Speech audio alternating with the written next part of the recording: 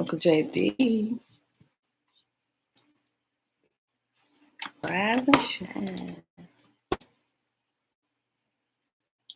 This is this.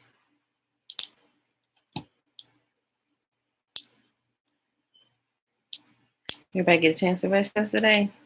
I know some people still had to work. So let's praise Levon. Thank you.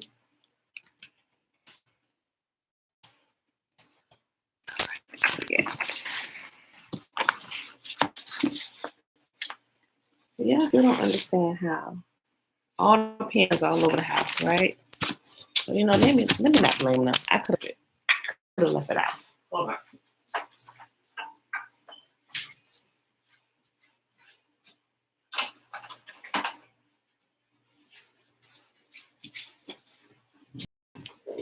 I got the same little ritual I do with my stuff every morning. Take my pen and stick it in my book.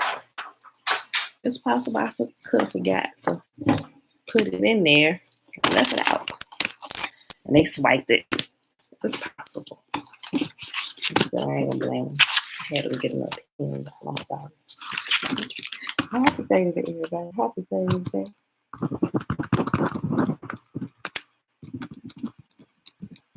We're almost done with Chronicles, y'all. Second Chronicles.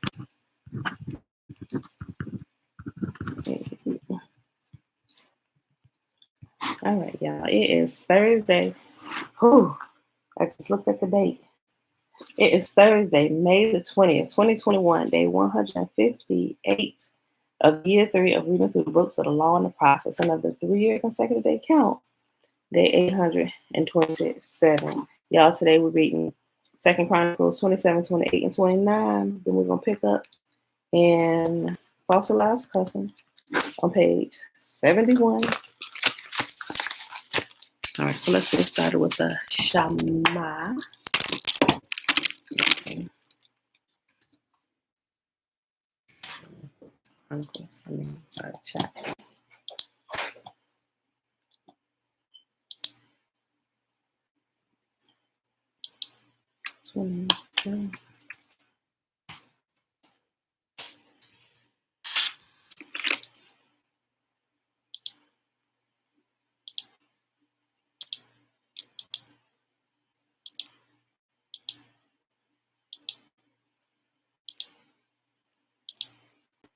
Okay, that's 36 chapters. All right. Here's my spot. All right, beautiful people. Josiah, shalom, shalom. All right, now I'm pulling up the Shema.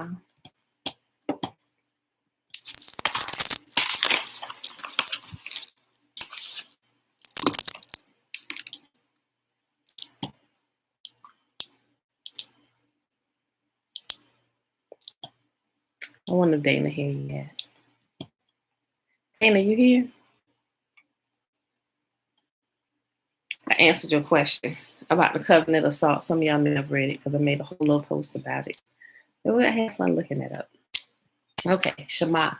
It's found in Deuteronomy chapter 6. Remember, read the entire chapter. Shalom, Joanne, shalom.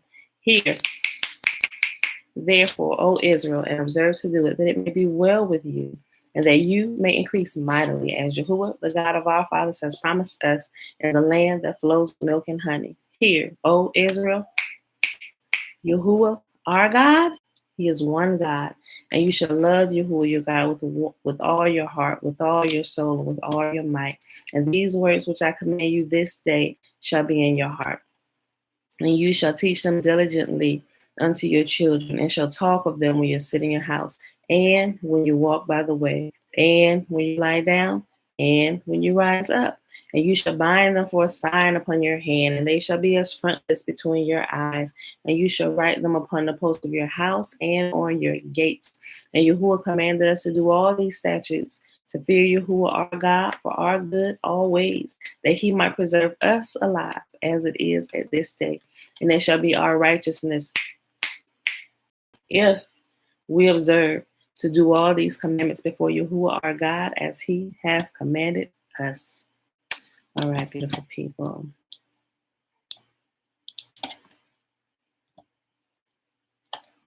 So Dana, I don't think she here yet. She will definitely responded by now.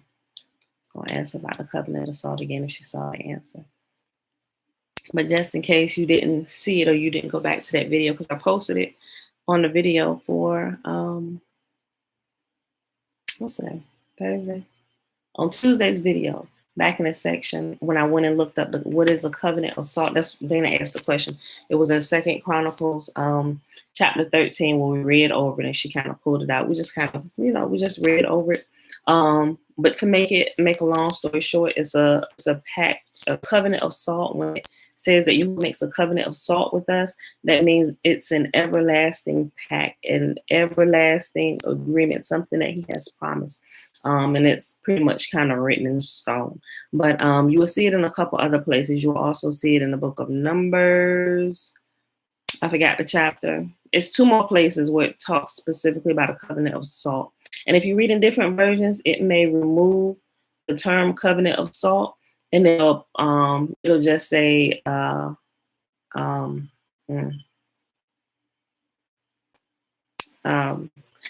change the words out. They'll change out covenant of salt, and it'll just say Yahuwah said Ezra. Thank you, Dan. Are you here? It'll say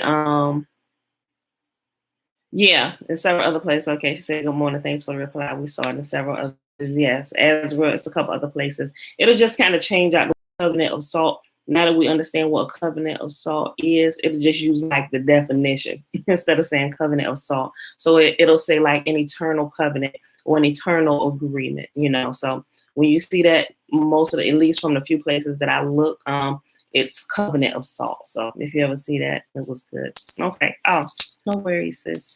Belinda Brown, shalom, auntie. Okay. All right, yeah, let's get started with our reading today. 2 Chronicles chapter 27. Jotham was 25 years old when he became king, and he reigned in Jerusalem 16 years. His mother was Jeshurun, the daughter of Zadok.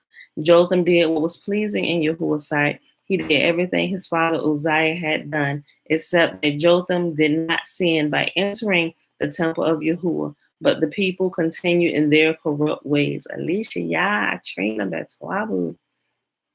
Jotham rebuilt the upper gate of the temple of Yahuwah. He also did extensive rebuilding on the wall at the hill of Ophel. He built towns in the hill country of Judah and constructed fortresses and towers in the wooded area. Jotham went to war against the Ammonites and conquered them. Over the next 3 years, he received from them an annual tribute of 7,500 pounds of silver, 50,000 bushels of wheat, and 50,000 bushels of barley.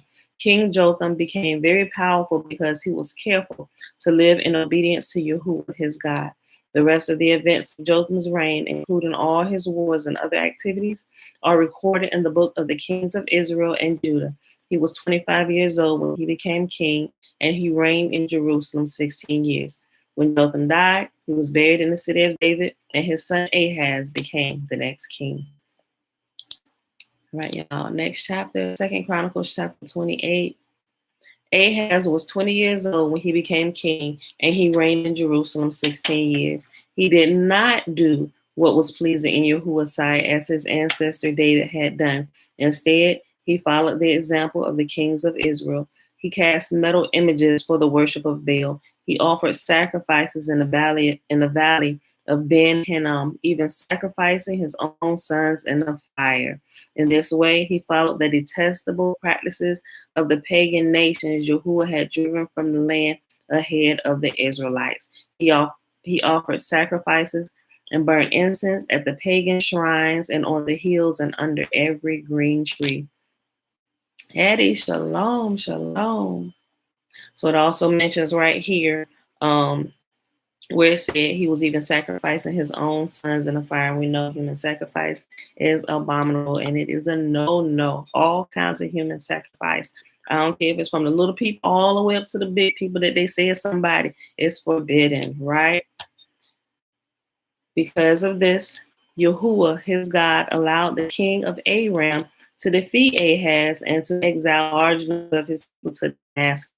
The armies of the king of Israel also defeated Ahaz and inflicted many casualties on his army. In a single day, Pekah, son of Remaliah, Israel's king, killed 120,000 of Judah's troops, All of them experienced warriors because they had abandoned Yahuwah, the God of their ancestors. Then Zikri, a warrior from Ephraim, killed Maaseiah, the king's son, Azrikam, the king's palace commander, and Elkanah, the king's second in command. The armies of Israel captured 200,000 women and children from Judah and seized tremendous amounts of plunder, which they took back to Samaria. But a prophet of Yahuwah named Oded was there in Samaria when the army of Israel returned home.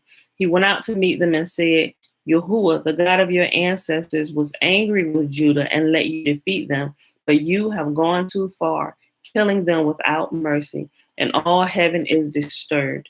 And now you are planning to make slaves of these people from Judah and Jerusalem? What about your own sins against Yahuwah your God? Listen to me and return these prisoners you have taken, for they are your own relatives. Watch out, because now Yahuwah's fierce anger has been turned against you. Then some of the leaders of Israel, Azariah, son of Jehonan, Berechiah, son of Meshillamoth, Jehizkiah, son of Shalem, and Amasa, son of Hadlai, agreed with this and confronted the men returning from battle.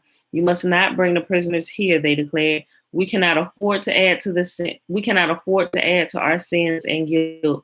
Our guilt is already great, and Yahuwah's fierce anger is already turned against Israel. So the warriors released the prisoners and handed over the plunder in the sight of all the leaders and all the people. Then the four men just mentioned by name came forward and distributed clothes from the plunder to the prisoners who were naked. They provided clothing and sandals to wear, gave them enough food and drink, and dressed their wounds with olive oil. They put those who were weak on donkeys and took all the prisoners back to their own people in Jericho, the city of palms. Then they returned to Samaria. Sound like that's going to be happening again pretty soon. At the same time, King Ahaz of Judah asked the king of Assyria for help. The armies of Edom had again invaded Judah and taken captives, and the Philistines had raided towns located in the foothills of Judah and in the Negev of Judah. They had already captured and occupied Beth Shemesh, Ajalon, Gederoth, Soko with its villages, Timnah with its villages, and Gizmo with its villages. Yahuwah was humbling Judah because of King Ahaz of Judah, for he had encouraged his people to sin and had been utterly unfaithful to Yahuwah. So when King Tiglath-Pileser of Assyria arrived, he attacked Ahaz instead of helping him. Ahaz took valuable items from Yahuwah's temple, the royal palace, and from the homes of his officials, and gave them to the king of Assyria as tribute. But this did not help him. Even during this time of trouble, King Ahaz continued to reject Yahuwah. He offered sacrifices to the gods of Damascus who had defeated him, where he said, since these gods helped the kings of Aram, they will help me too if I sacrifice to them. But instead, they led to his ruin and the ruin of all of Judah. The king took various articles from the temple of Yahuwah and broke them into pieces. He shut the doors of Yahuwah's temple so that no one could worship there. And he set up altars to pagan gods in every corner of Jerusalem.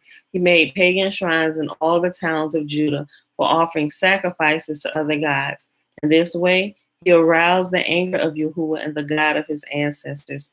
The rest of the events of Ahaz's reign and everything he did from beginning to end are recorded in the book of the kings of Judah and Israel. When Ahaz died, he was buried in Jerusalem, but not in the royal cemetery of the kings of Judah. Then his son Hezekiah became the next king.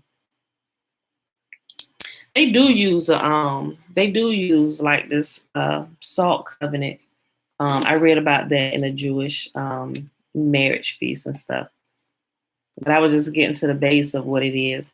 Pulling out all of that, I would have had to add a whole lot more to it on what they using. But it differs a little bit. It differs a little bit. I mean, I guess the principles are the same, Joanne. The principles are the same, but then you bring in the ketubah and all of that stuff. And it's nice, but the principles, the foundation principles of what a covenant of salt is. It's an eternal agreement, eternal covenant. We can use that for marriage, right? 2 Chronicles chapter 29. Hezekiah was 25 years old when he became the king of Judah, and he reigned in Jerusalem 29 years. His mother was Abijah, the daughter of Zechariah. He did what was pleasing in Yahuwah's sight, just as his ancestor David had done. In the very first moment of the first year of his reign, Hezekiah reopened the doors of the temple and of Hezekiah reopened the doors of the temple of Yahuwah and repaired them. He summoned the priests and the Levites to meet him at the courtyard east of the temple. He said to them, "Listen to me, you Levites. Purify yourselves and purify the temple of Yahuwah, the God of your ancestors. Remove all the defiled things from the sanctuary. Our ancestors were unfaithful and did what was evil in the sight of Yahuwah our God. They abandoned Yahuwah and his dwelling place, and they turned their backs on him. They also shut the doors of the temple's entry room, and they snuffed out the lamps. They stopped burning incense and presenting burnt offerings at the sanctuary of the God of Israel.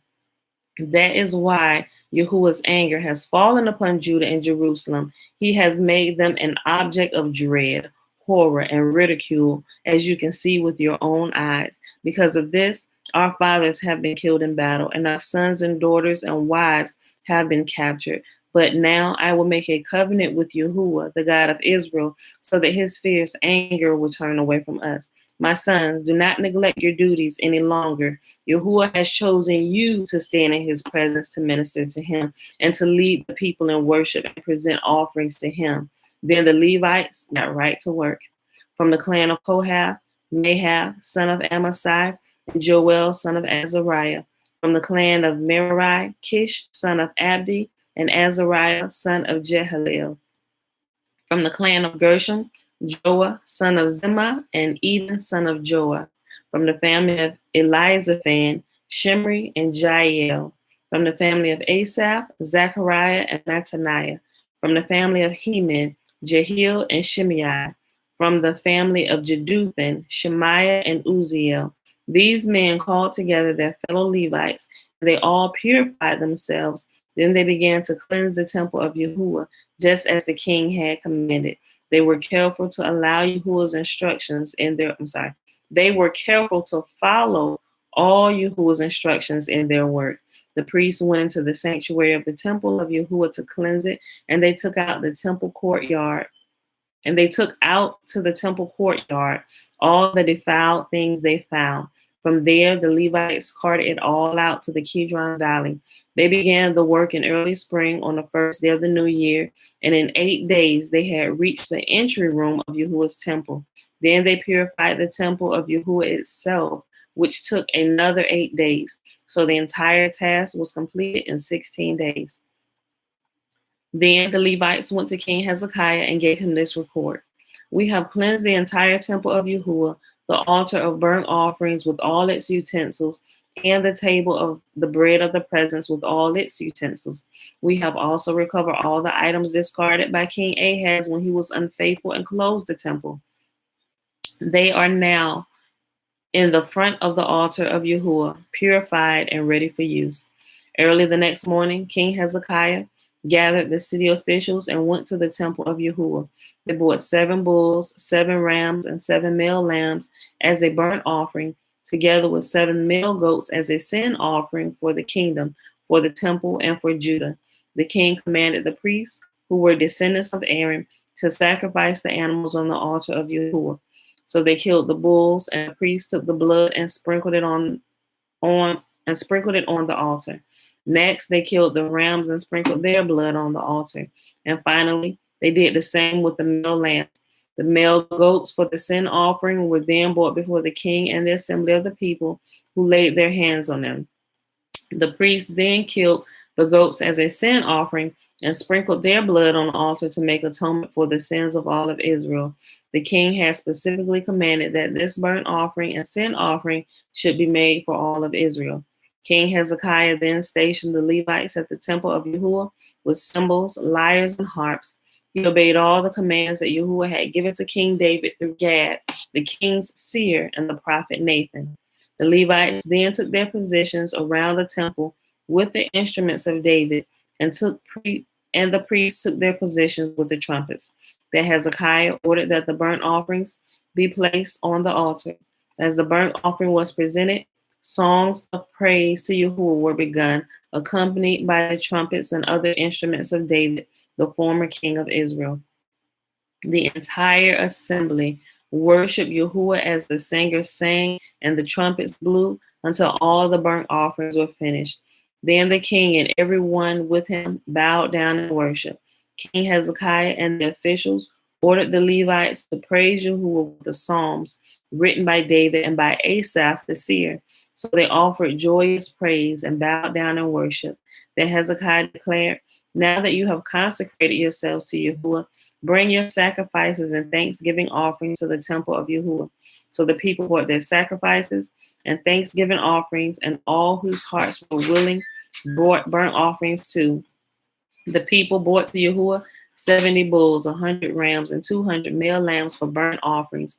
They also brought 600 cattle and 3,000 sheep and goats and sacred offerings. They also brought 600 cattle and 3,000 sheep and goats as sacred offerings. Hey, but there were too few priests to prepare all the burnt offerings. So their relatives, the Levites, helped them until the work was finished and more priests had been purified. For the Levites had been more conscientious about purifying themselves than the priests had been. There was an abundance of burnt offerings along with the usual liquid offerings and a great deal of fat from the many peace offerings. So the temple of Yahuwah was restored to service, and Hezekiah and all the people rejoiced because of what Yahuwah had done for the people, for everything had been accomplished so quickly. All right, beautiful people. So that was our reading for today for books of the law and the prophets. That was 2 Chronicles 27, 28, and 29. Let's blow this up here.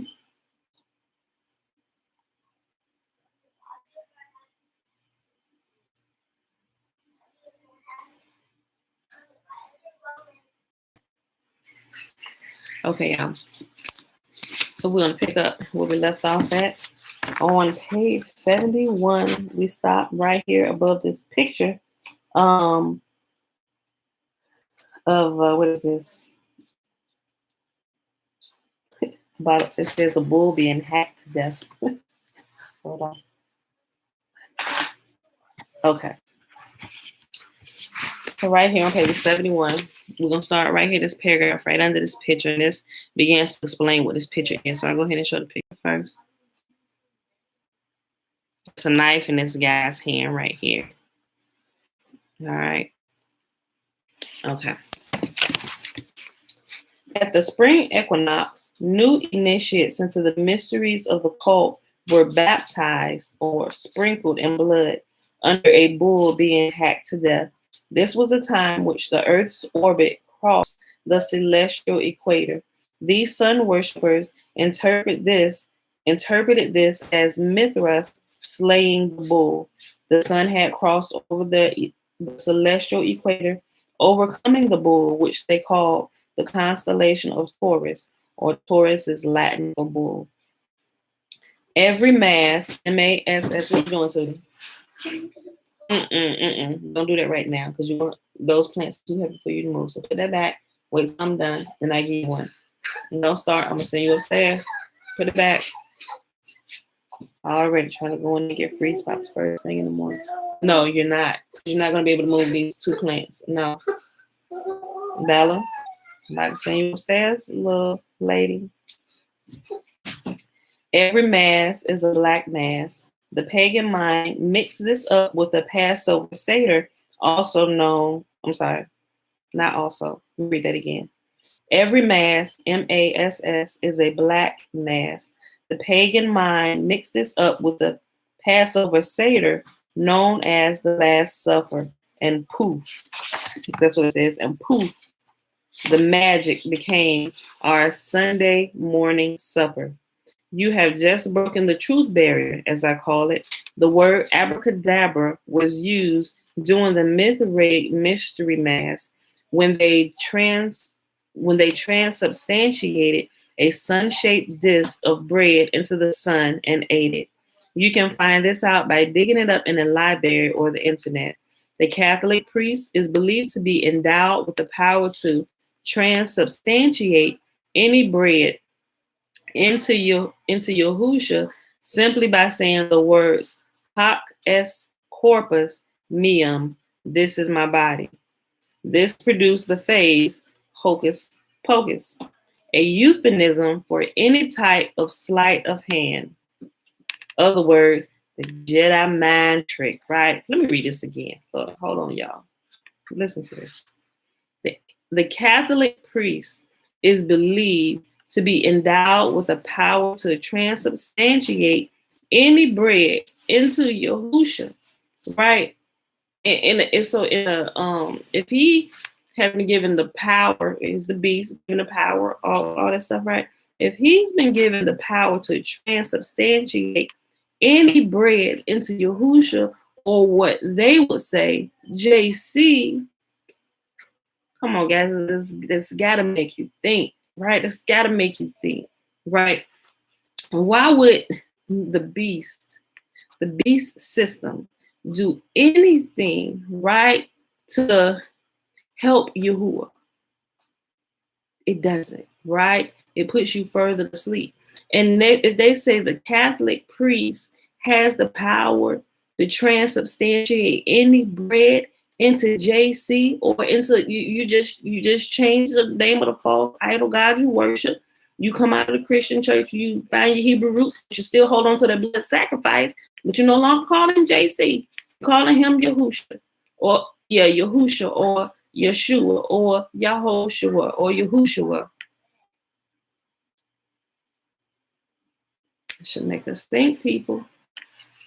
Right? Let me read it.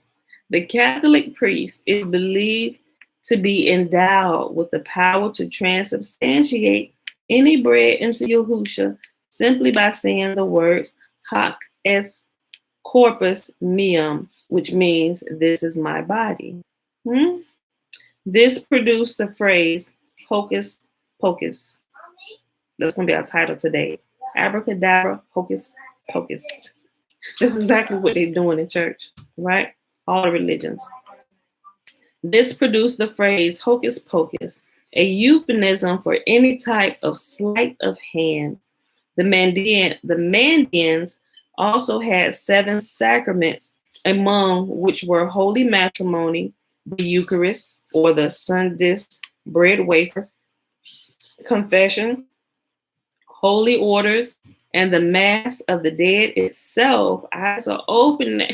Levon, say that, sis. Eyes are open now. Listen. Look, some of this. Oh man. Let's finish reading and see what he say. Right? Okay. Let's go back up. The Mandeans also had 7 sacraments, among which were holy matrimony, the Eucharist, sun disk bread wafer, confession, holy orders, and the Mass of the Dead itself. They were sun worshippers, from which a church father, Augustine, had come from. Augustine had come from. There was never an indoor altar in the ceremonial law of Yahuwah, and now there is no need for any altar. This right here says, our rabbi had to die but once, and he said, Shalom, it is finished, fulfilled, completed, paid in full. That is wrong, right? That's a little bit 11. Yeah, and if he died, he stayed dead, right? And they turned and they made him a god, right? Hold on. Let's cross out this right here. Our rabbi had to die but once. You only get once to die, right? Well, some people get to die a couple times and come back, right? Who will let them come back? They die on the table, then they come back. They die on the table and come back. Well, some are resuscitated, not on the table. Paramedics or somebody resuscitate them, but you get what I'm saying. The Hebrew word shalom means more than peace. The RCC, or RCC is Roman Catholic Church, hasn't gotten the message. Catholicism calls the Mass a bloodless sacrifice, offering the miraculous transformed bread into the body of Yahusha to the Father over and over. But hold on. But Hebrews 9:22 says, without the shedding of blood, there is no forgiveness. Let me say this. Let me read this. And then I'll say this, right? Because we know all the shenanigans in the New Testament, and a lot of our people, when they don't realize how much leaven has been added here, they hold on to these types of scriptures, which are a complete blasphemy and a complete opposite of what Yahuwah has said, right? But so a lot of stuff in Hebrew should really be crossed out. It should be burnt to ashes. It really should. Right? Hold on. Listen, I'm gonna read this. We talk about it all the time, but I'll talk about it again. Let me just read this section. He said, but Hebrews 9:22 says, without the shedding of blood, there is no forgiveness. And Hebrews 9:28, it says, Mashiach was sacrificed once to take away the sins of many people. See Hebrews 10, chapter 10, verse 12 also. He cannot be sacrificed over and over again. There was no such term as Christmas until the 9th century. Going back to the 6th century, there was a time when years were not reckoned as we think of today. Okay, so right here, go ahead if you got your book, if you have a permanent page, if you have a permanent marker, just etch all through that, right? Because that goes against what Yahuwah says. First of all, we know human sacrifice is unauthorized. It is forbidden by Yahuwah. Yahuwah says it over and over again. He kept getting on the people. He said, stop sacrificing your sons and daughters. If Yahuwah is constantly telling people, stop sacrificing your sons and daughters, would he then sacrifice his son? Would he? Would he? Let's use some common sense here, people. Shalom, Mom. Would he? No, he would not. He said, do not be like the pagan nations. And if the pagan nations was doing that, would he then go and do what the pagan nations were doing? After he spent all this time repeating over and over and over again, telling us not to be like them, don't do that. He said, it never even crossed my mind to do such a thing. We read in Jeremiah, right? With the sacrifice of the sons and daughters. Absolutely not. Absolutely not. That's the biggest portion of leaven that we will find in the New Testament, which if you study just a little bit deeper, we will find that what has been tampered with in the Old Testament, they added stuff to it to make you believe that it connects to the New Testament leaven. Thereby, where they can say, oh, this, see back here, this was a foreshadowing, and a lot of stuff that they pointed to that said it was foreshadowing of things to come was absolutely not. How do we know that? Because in those places, everywhere in the New Testament that it tells you this was fulfilled in Isaiah, here, and here, I want you to go to that very specific place that it said this was fulfilled, right? But get what they done told you. Just get that reference that they gave you, right? Now, take that reference, take what they said, sit it on the shelf. Take that reference. When you go back to this reference, I need you to read that reference in its proper context. Because what you will see happen is what they pulled out applied to something else, right? And it shows us the fulfillment of that particular thing right in there within that very same chapter or within the next couple chapters to come in that same book. It literally shows you that. It tells you that. But when you go back and you just, because I used to do it, I used to check, but I just used to go and see to make sure that the scripture said what it said in the Old Testament, right? So I was like, oh yeah, it does say that. And boom, I go back and start reading, not thinking I should probably read this in its proper context, right? So a lot of things is taken out of context. A lot of things that may have been kept in context, people who teach it take it out of context. And you just got all of this craziness going on and a lot of misunderstanding of the scriptures. But if we can first understand that Yahuwah said no human sacrifice, you can't eat human sacrifices, none of this stuff, right? Nothing. Like we talked about the other day, even the human sacrifice of the New Testament, if Yahuwah had said, okay, see, what you will see, guys, and I go back to the if Yahuwah had authorized it. If you go through there and read it, if you just go through and read it like it says, without anybody's teaching on interpreting this, right, you will see a man who was crucified because the people didn't like the message he was bringing, right? And after he was crucified, he rose from the grave, right? And it said people had even seen him walking about, right? Okay, so that's what that says. But what happens is the teachings that are added in around that,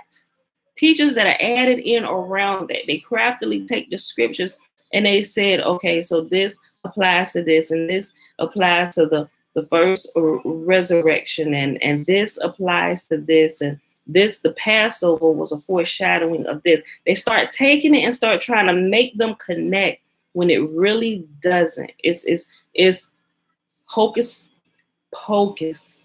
It's the sleight of hand. It's the Jedi-Mind trick, and it's easy to be taken by it if you don't already know what Yahuwah has said. If you know Yahuwah has said no human sacrifice, it will cause red flags to immediately go up. And he didn't just say it once. He didn't just say it twice. He constantly repeated it, right? So if you know what Yahuwah says, and that's where you hear people say, oh, the Bible contradicts itself. Well, I wonder why people never get that far sometimes to find out why it seems to be contradicting itself. It really does. And there are some people that's been preaching the word, and they're solid teachers, but they'll still even tell you that there are no contradictions there. Why? Because they still hold on to the blood sacrifice, because although they study, apparently their eyes haven't been open to the blood sacrifice. And they're like, I listen to them, they're like really sincere, like they love the Most High, right? But they still don't see that they're holding on to a blood sacrifice. It's like, how come you have not made that connection? Because I can tell by the way they teach, most of their teachings is straight out the New Testament. It's like, how do you bring balance with that? How do you bring balance to that with authority? Who's the authority? JC was never the authority. Whether he was God or whether he was a man, he is not the authority. Yahuwah is the authority, right? Yahuwah said, don't eat flesh, don't drink blood. What JC say? Eat and drink this. Eat this bread. It represents my flesh. Here is my blood. It drank my blood. This represents my blood. So think about this, y'all. We're not even supposed to act like we're doing what Yahuwah said we're not supposed to do. That's what this gets you to do. It has you acting like you're doing this. So now every Sunday or once a month in church, or if you taking your human blood sacrifice with you out the doors of the church into your Hebrew roots, you're still eating his flesh and drinking his blood. What do Yahuwah say about eating flesh? That's cannibalism, people. What do Yahuwah say about the blood?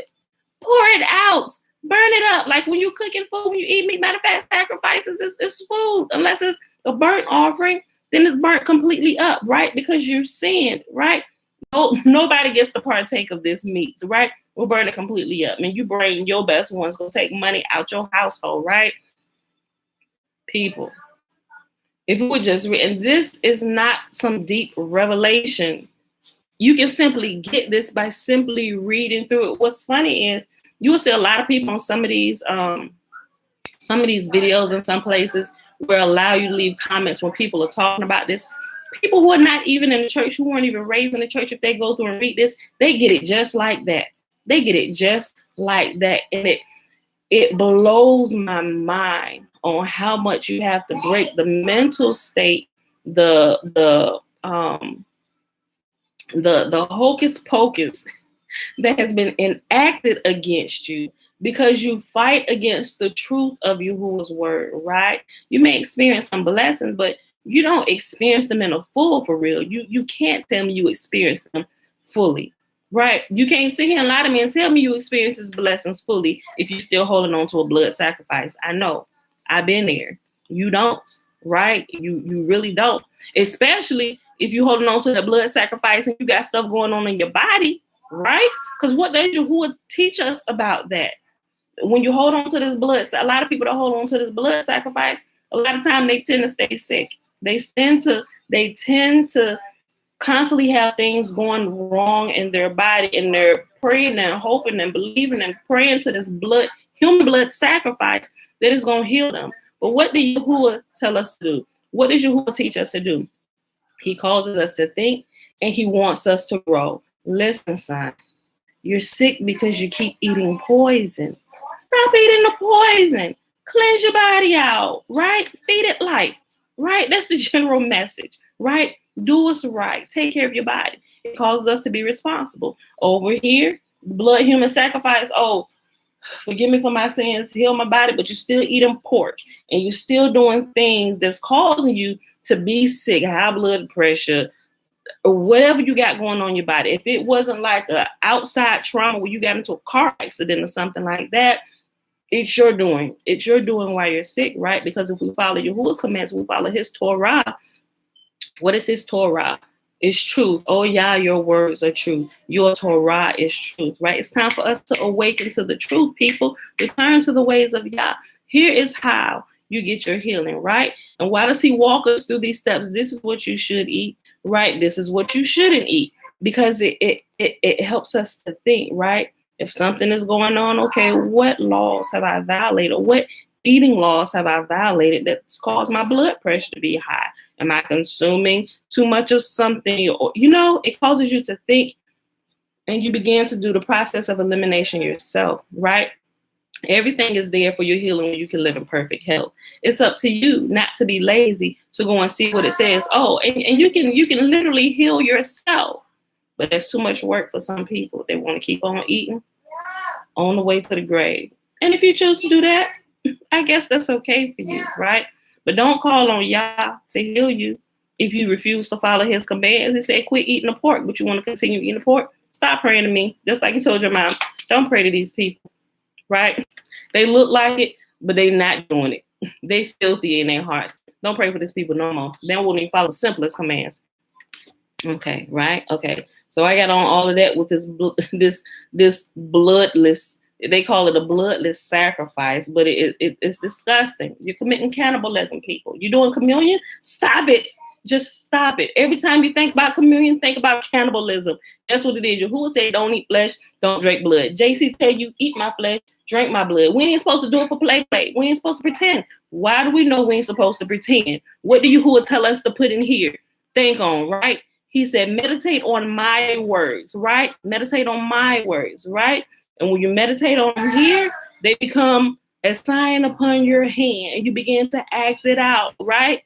Whatever you're thinking about, you begin to act out. That's what's in your heart. If you putting JC in your heart, and he telling you, putting his words in your mouth, eat my flesh, drink my blood, you begin to act it out, eating the flesh, the bread, communion, the wafer loaf. In Catholic Church, you biting a piece of bread, drinking out that same nasty cup the Pope and everybody else in the mass drinking out of, probably getting herpes in the mouth. All of this, you should get what's coming to you, right? You should get every bit of what's coming to you, because you're not keeping the words of Yah. And if we're ignorant of it, and we all have been, okay. I really missed it on that one. Father, forgive us. Thank you for awakening us to the truth, right? Put that stuff away, begin doing what's right, right? We look like the heretics. We look like the blasphemers when we put all of this stuff away. When you step back and look at it, it makes you want to spit on the ground. That's disgusting, right? All this time we acting like we're eating flesh and we're drinking blood. Everything Yahuwah told us not to do, the church is teaching you the opposite, right? That's how you can find the leaven that's been added in this book. If anything in this book, and you'll find it all through the New Testament, if you find that back there, you need to double check, go see what Yahuwah says. Is they doing this in physical form? Are they acting like they're doing this? Because we ain't supposed to act like we're doing something that Yahuwah told us not to do, right? Even if my kids know curse words, the off limits, that was too close. You almost said it. I'm gonna get you, because you're walking a fine line here. We don't need gray lines, right? We need solid black and white lines. New Testament grays a lot of stuff. And like I said, if you're not familiar with the words of Yah,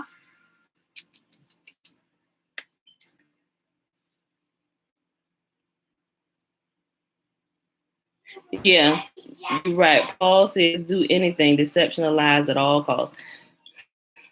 I take issue with Paul, but we ain't gonna get on Paul today because Paul is crafty because Paul knows the law. And when people know the law, they can twist it in a kind of way, just like the authors of the New Testament, the whole Josephus family, all of them, all of them, all of them, all of them created the New Testament books, right? I put that thing up there. I showed y'all who created each book, although they're a teacher in the church, or we don't know who wrote this. Oh, Matthew wrote this book. No, Josephus and his family wrote this, right? Okay, but so no blood sacrificing, people, none at all. Yahuwah stopped it. He didn't want it done, period. When he brought him out of bondage, he said, this is what I require. These are the words of life, right? These are the words of life.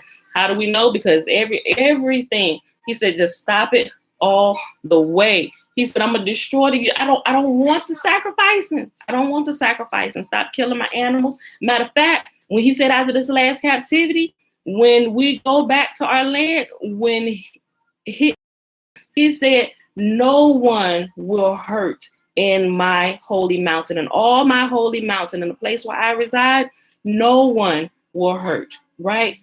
No animals. What did he talk about the animals? The animal, he said, I'm gonna make a covenant with the animals, right? He said they're gonna live in peace. A child gonna be able to play by a snake hole. The snake gonna come out and not even mess with the baby. All of it, you read that part? So why they over here creating another temple, starting to slaughter animals again? Does nobody read? Does nobody read? Nobody read. Like it's in plain sight for everybody to see. We're not even returning to it. He said, I never desired it in the first place. I simply want you to slaughter this bull. These are the sacrifices. Repentance, right? Thanksgiving. From the lips, worship from the lips, from this beast, right? This beast, us. This bull, right? This is what we slaughter. Let me keep reading. Imagine it is the year 525 CE. No one at that time knew it was 525. There was a real man named Dionysius Exiguus. I think that's how you spell it. Say it. Mr. Exiguus was a pretty pagan guy, but he didn't know it. He was a monk and lived in a part of the world called Scythia, an ancient region of Asia north of the Black Sea. Remember, monks are unknown to the writings, as are nuns, popes, and cardinals. These pagan positions originate from Hinduism. Gnosticism merged with Mithraism. But Mr. Exiguus had no idea he was tolling as a monk for absolutely no reason at all. During this time, for over 1,000 years after him, the city of Rome was venerated above every other place on earth, even in Jerusalem. The greatest pilgrimage a person could make was to the city of Rome. Finally, the opportunity came for Mr. Exiguus to make his journey to the city of his dreams. Upon arriving, he witnessed things that disgusted his devout sensibilities. These people were drunken, and orgies were in full swing. Ivy, ribbons, wreaths, garbage, and madness were all around him. He was exasperated at the spectacle. What did he witness? He saw the authentic, raw, and abominable pagan festival of the winter solstice, Saturnalia, also called Pagan. Hold on, I think I said that wrong, y'all. Paganalia. I think that's how you say it. Okay. Saturnalia, also called Paganalia, the nativity festival of the sun. The ivy was considered the sacred plant of Saturn, so this custom has become an important feature of the nativity all over the earth. It was an ancient belief that the winter sun was slowly dying because it was seen rising further and further to the south each morning. Solstice means sun stop. By December 25th, the ancient world's solstice, it could be recognized as a beginning to the return northward. By December 25th, the ancient world's solstice, it could be recognized as beginning to return northward and was said to be reborn. It marked the time for a celebration that lasted for days. Carved idols were exchanged. People hung wreaths on their doors and wore them around their necks as an echo of the symbol of Nimrod, the branch of a tree. The branch of a tree twisted into a circle, symbolic of the shape of the sun and the annual cycle. Hawaiians use a lai, lai, a circle of brightly colored flowers as a sacred religious emblem of protection and friendship. This rebirth of the sun came 9 months, a gestation cycle. It came 9 months after Easter, when the Earth Mother was impregnated by the sun at the crossing of the vernal equinox, when Mithras, the sun, slayed the bull, the constellation of Taurus, and the sun moved to the next constellation, bringing on warmer weather. If all this sounds complicated and wild, that's why it was called the Sacred Mysteries. The writings call it folly. Folly is the religion of fools, and if what they were doing was foolishness, falsehood, lies, and no profit, then the writings explain why. People will say, to you, the nations will come from the ends of the earth and say, our fathers have inherited nothing but falsehood, futility, and things of no profit. That's found in Jeremiah chapter 16, verse 19.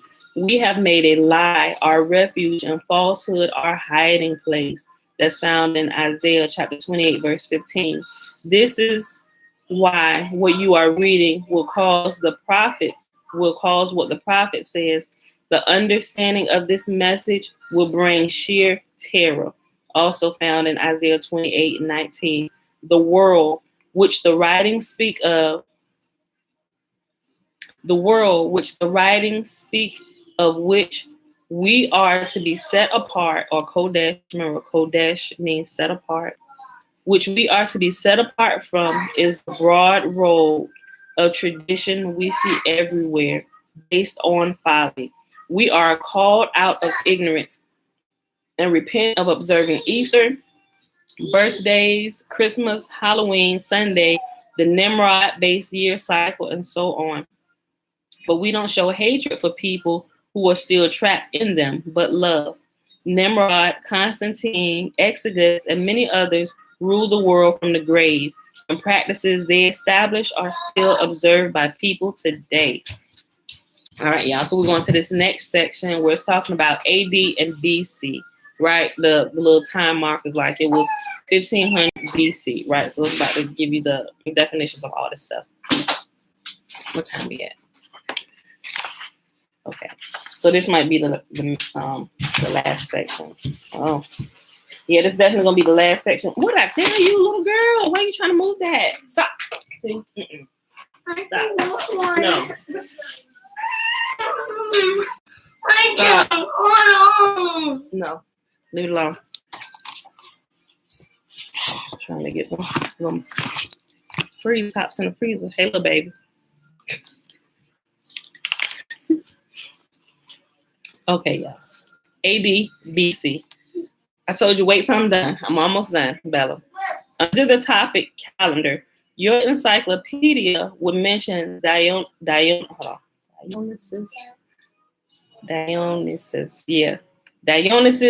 Exiguus.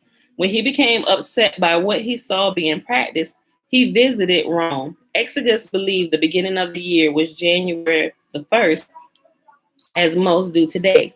Exiguus knew the pagan festival of Saturnalia, the rebirth of the sun at the winter solstice, had to go. He proposed to change the reason for observing the time. All the customs, the date, and symbols remained in place. He camouflaged their behavior, making it the birthday of Yahusha to him, IESV. Okay. It says making the birthday of Yahusha, or he wouldn't have known Yahusha by that name. He would have known him by IESV. Okay. Making the birthday of Yahusha to him, IESV, not the rebirth of the sun. He estimated the birth of, I would just say IESV, had been 525 years prior to his visit. He imagined that the end of the Roman Babylonian year of his birth was year 0, making that year Yahushua's 525th birthday.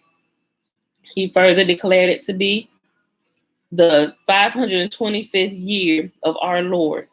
Our word for year, the Latin word, our word for year is the Latin word anno, A-N-N-O, and our Lord is the Latin word Domini. So that's where they get AD from. Anno Domini. So if you see AD is, like he said, 525 AD or 525 Anno Domini or 525 in a year of our Lord. This produced our present numbering of years. Now we have embraced his estimate worldwide and have recorded all history since his time with references to what year of our Lord AD events happened.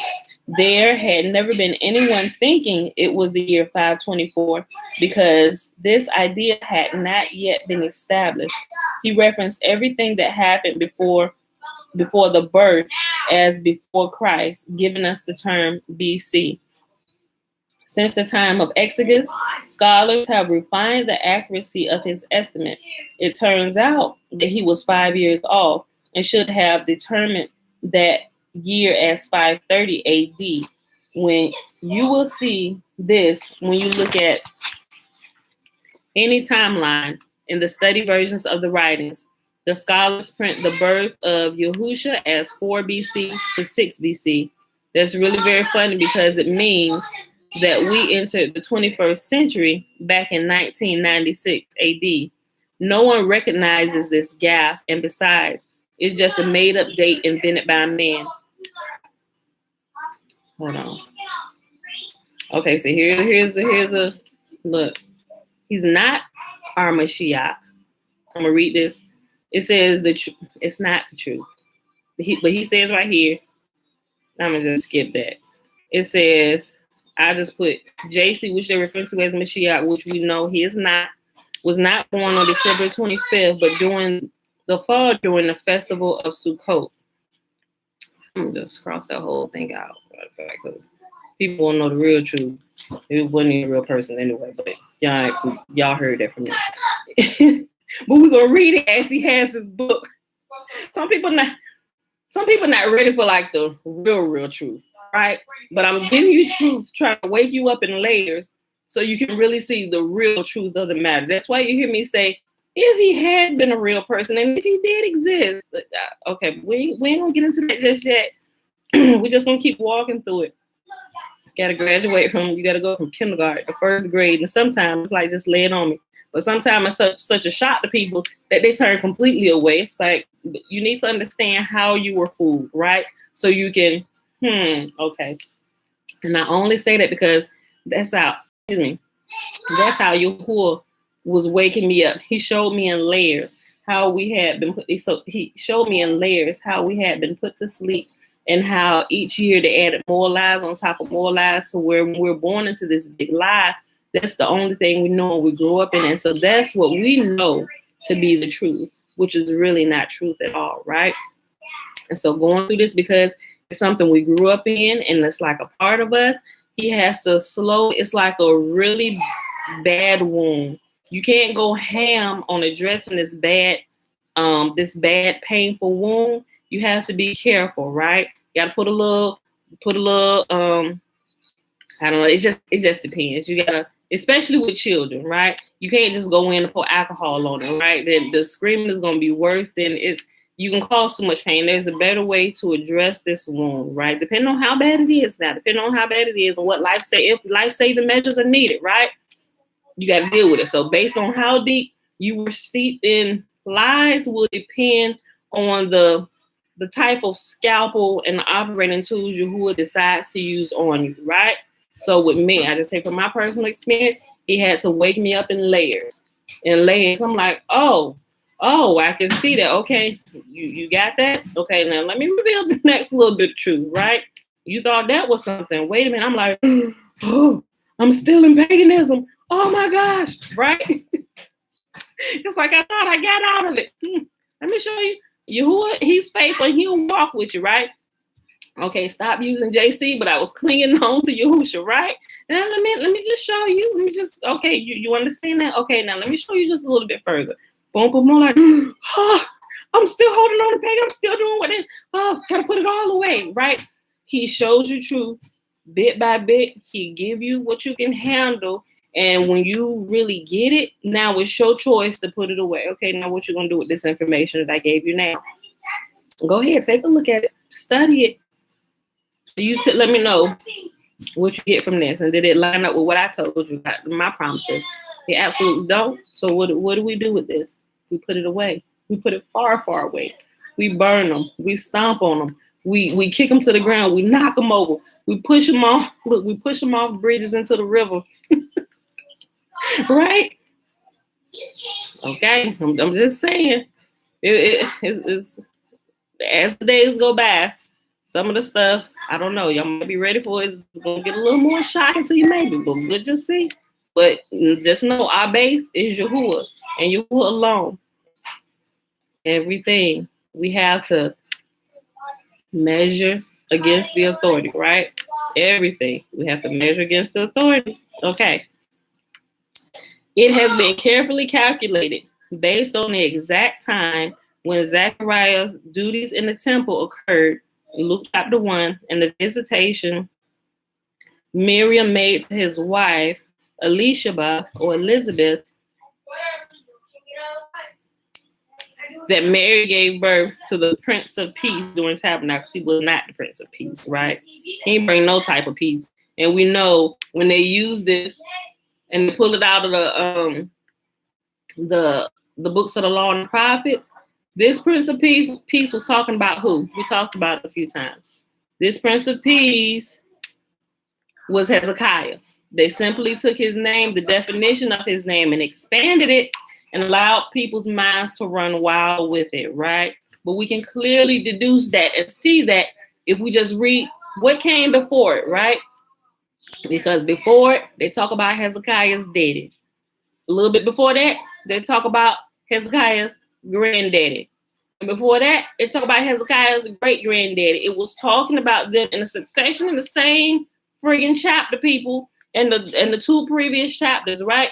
So it would tell us this next one who would come would be a Prince of Peace, and all those things that they gave out, mighty God, all that stuff. Was talking about King Hezekiah, right? They gave you the expanded form of his name instead of just putting Hezekiah there. I did like a whole teaching on that. I really did. Matter of fact, I'll share it today. I know it's really long. Matter of fact, I'll share the video that I did. Hold on, let's put Hezekiah. And I put my notes so y'all can look at it. I'm telling you, the shenanigans that's pulled, and if we don't catch it, our mind just run into places, and they let our mind run, and then they take the already truncated teachers and they attach it to your wild running mind, and you just latch onto it, right? And you get all this folly and error all over the place, right? Okay. For the sake of this, what he's saying here, okay. It says Miriam gave birth, we'll say, I crossed out Prince of Peace because he was not. Miriam gave birth to JC during Tabernacles, an annual observance given at Leviticus 23 and Deuteronomy chapter 16. He literally tabernacled, made his tent among men. Well, you was flesh, your mama and daddy put you in the manger. Whatever. I'm just saying, y'all. Oh, yeah. Roman years are wrong. The first month is supposed to follow Exodus 12:2. The Satanists and Wiccans know more about the concealed origins of Christian traditions. I'm just like, I saw it.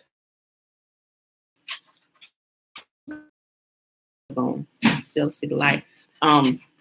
But people say, oh, no, this wasn't this. But they got a whole news channel saying, well, the people, they they realized when COVID started running rampant through there and they're calling on their gods, all these pagan shrine gods, all this stuff, and they were still dying left and right all over the streets. They said, off with the heads of these gods, right? Because they not hearing our cries. I'm like, yes, push them off the bridge. Like they smashing idols. I'm like, oh, that the world would get this, right?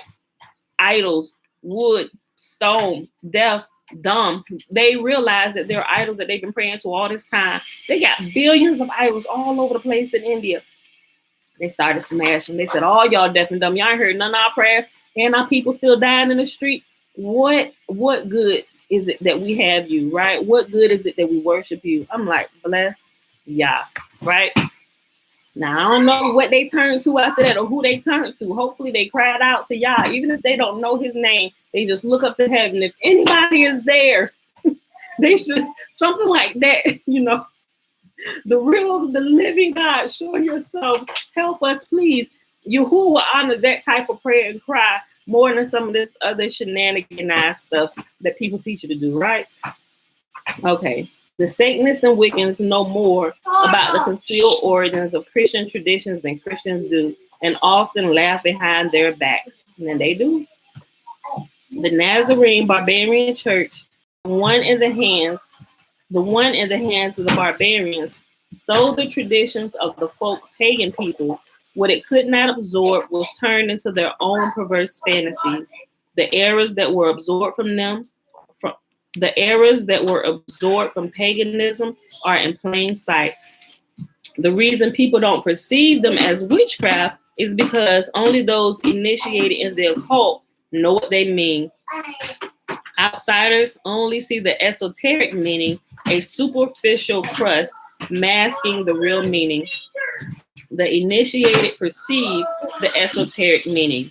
A deceiver or a liar, interloper or schemer is in our midst and has planted his seeds or his teachings. The great dragon was hurled down, the ancient serpent called the devil or Satan, who leads the whole world astray. And that's found in Revelation 12:9. Mr. Exodus was very sincere, but was deceived and lacked knowledge. Teachers have said that it would not be a good idea to change the calendar to the correct year. It would just confuse the children. And like, that's not what y'all doing now. Who is the real kook? The one who ignores the truth and wallows in fantasy, or the one who exposes the illusions for what they really are? Inventing man-made methods of worshiping Yahuwah are not new, and he has given several specific commands forbidding his people from worshiping in pagan designs or adding anything to his observances. During the Exodus from Egypt, the children of Israel imitated the pagan Egyptians when they fabricated the apsis or the golden calf. It had never been their intention to offend him, but they constructed an altar and were going to sacrifice to him on the following day. But they mixed an Egyptian custom that they were accustomed to into worshiping him. This calf had the sun disk between its horns. It was also the time of the year in the spring when a calf or bull image was an important pagan item.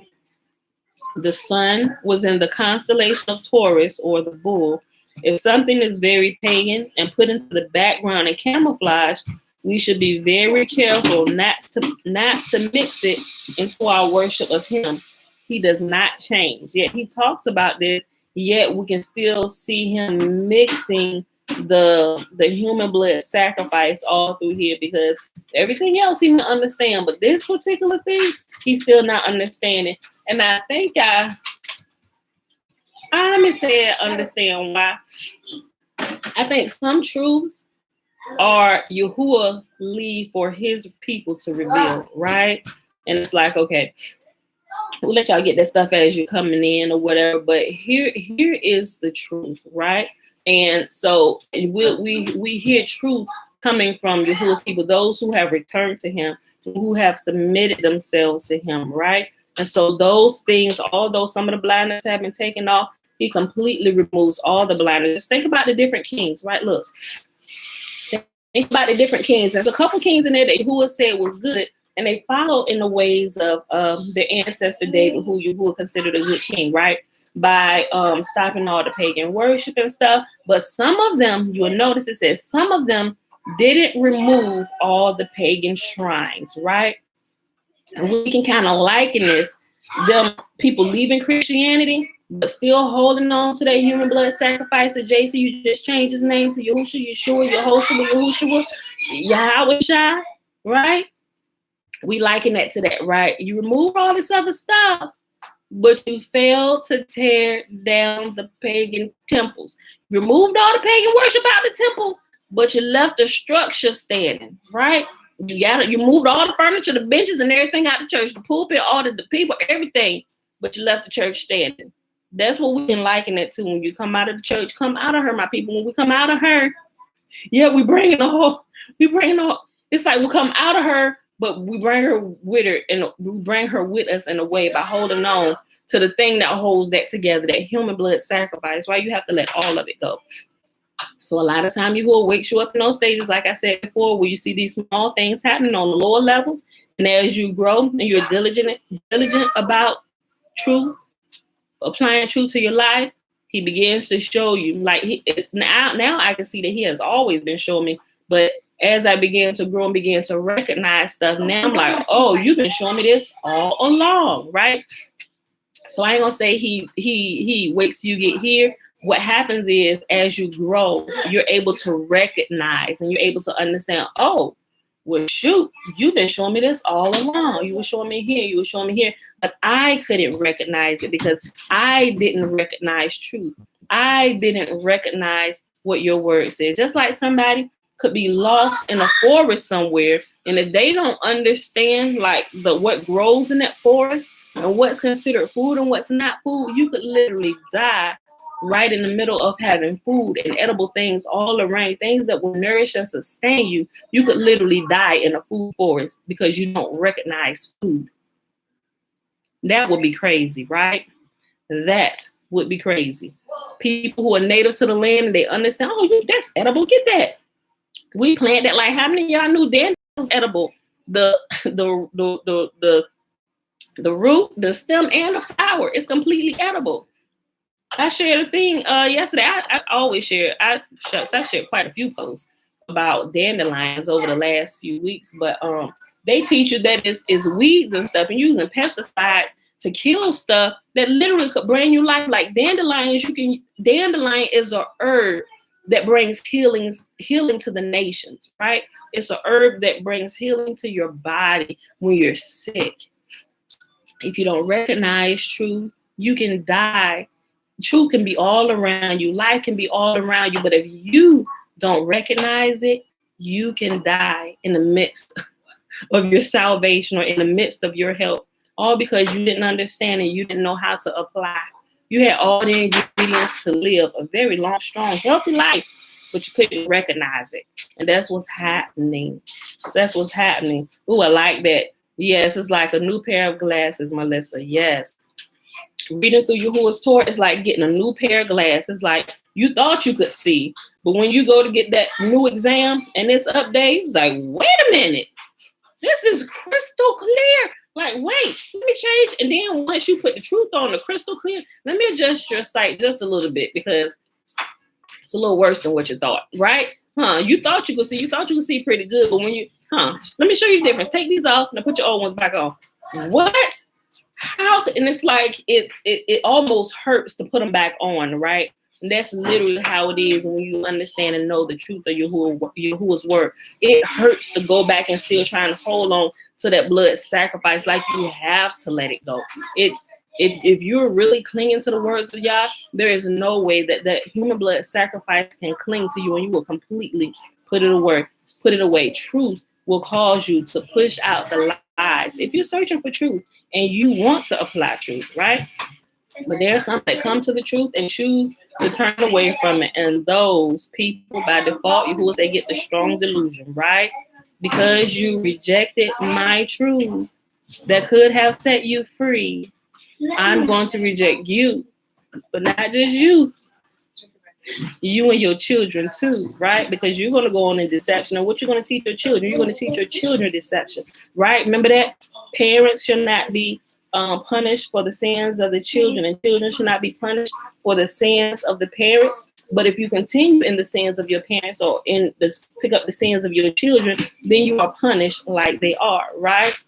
Not only will I reject you, but I'm going to reject your children too. It's a principle that's already in the working, right? You do it to yourself. You fall right into that law that's forever etched in stone.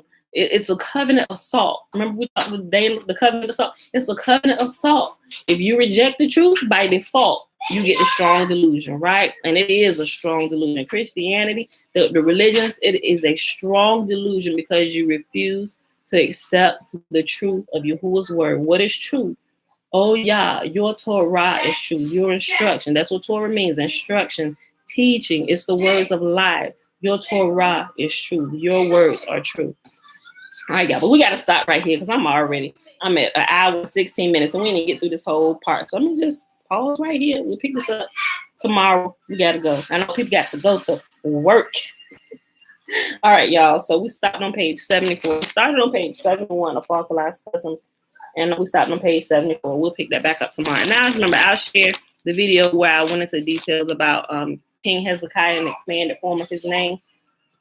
And I'll share the notes. Some of my notes are pretty long, so it may not all fit in one post. I know some people are like, darn, is you writing a book? We just asked for a simple thing. But I tend to give you like all the resources and stuff because that's how we get in trouble sometimes. Oh, well, show me the scripture for that. Okay, boom, all right, well, I see that. But no, I like to give you the full context of everything so you don't just have stuff that's, oh, all right, I don't know what to do with that. Let me show you what to do with that, right? And I'll give it all to you. It's a quick read. But you post it in the comment section, it looked like a whole book. But if you look at it on the page, it's really like a page, but y'all get it. All right. Rebecca, yes, ma'am, I do herbal medicine. Dandelion has so many great health purposes. I know, right? Okay, sis. All right, y'all. So today is Thursday, May the 20th, 2021, day 158 of year 3 of reading through the books of the law and the prophets, and of the 3 consecutive day count. The 827, like I just said, we read 2 Chronicles 27, 28, and 29 on Fossilized Customs, page 71 through 74. Better share that about Hezekiah if you get a chance to read it or watch the video. Please do. And leave me a comment. If you know more, shucks, help me add to my learning. Help a sister out. Let's share all good things with one another, right? Okay. Hold on. All right, so let's go to the blessing, which is found in Deuteronomy chapter 6. I'm sorry, Numbers chapter 6. Numbers chapter 6, verses 22 through 27. Remember, the first 21 verses is the Nazarite vow. Man or woman can take a Nazarite vow as according to Yahuwah. And Yahuwah spake unto Moses, saying, Speak unto Aaron and unto his sons, saying, On this wise ye shall bless the children of Israel, saying unto them, May Yahuwah bless us and keep us. May Yahuwah make his face shine upon us and be gracious unto us. May Yahuwah lift up his countenance upon us and give us peace. And they shall put my name. Whose name? Yahuwah's name. They shall put my name upon the children of Israel, and I will bless them. Not JC name, not Yeshua name, not Yahusha, Yehoshua, Yahawashai, any Yahuwah alone. They shall put my name upon the children of Israel, and I will bless them. All right, beautiful people. That's it. We out of here. Oh, that's good. Trina said, talking about nature. I learned some stuff. I learned some stuff watching the show Naked and Afraid. We always watching like Discovery channels and stuff like that. You learn a whole lot. All right, y'all. That's it. We out of here. Love y'all. See y'all in the morning, 7:15 a.m. Eastern Standard Time. Peace. These are bad.